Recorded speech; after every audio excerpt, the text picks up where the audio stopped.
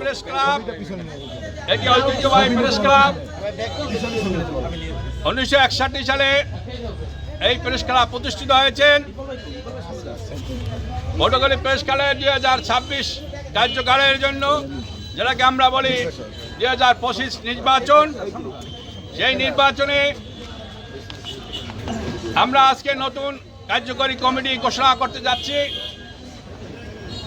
Press ক্লাবে কার্যনির্বাহী পরিষদের 11টি পদে 11 জন প্রার্থী মনোনয়নপত্র দাখিল করেছিলেন।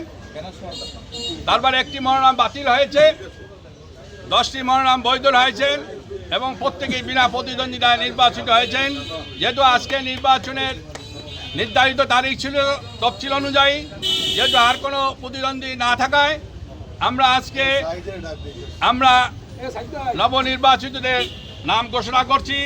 সভাপতি গোলাম কিবরিয়া, সম্পাদক দৈনিক গণদাবী, সহসভাপতি মোহাম্মদ গোলাম রহমান, দৈনিক আমার দেশ, সাধারণ সম্পাদক সঞ্জয় কুমার দাস লিটু, বাংলাদেশ প্রতিদিন, যুগ্ম সাধারণ সম্পাদক বিলাস দাস, প্রথম আলো, অর্থ বিষয় সম্পাদক আতিকুর রহমান, বাংলাদেশ বেতার, কার্যনির্বাহী কমিটির সদস্য কাজী শামসুর রহমান ইকবাল, বাংলাদেশ টেলিভিশন, বিটিভি এবং বাসস, কার্যনির্বাহী সদস্য জালাল আহমেদ, দৈনিক মানব জমিন, কার্যনির্বাহী সদস্য জনাব মোকলেছুর রহমান, দৈনিক জনকণ্ঠ, কার্যনির্বাহী সদস্য ইমরান হাসান সোহেল, দৈনিক কালের কণ্ঠ, কার্যনির্বাহী সদস্য আমাদের একমাত্র নারী সদস্য আফরিন জাহান নিনা, দৈনিক দেশ বার্তা।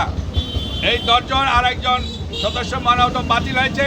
আমরা এদেরকে বিনা প্রতিদ্বন্দ্বিতা নির্বাচিত হয়েছেন।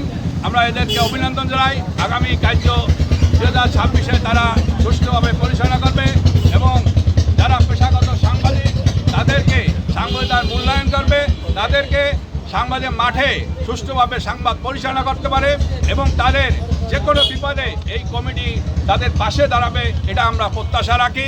সকলকে আবারও ধন্যবাদ জানাচ্ছি। আসসালামু আলাইকুম।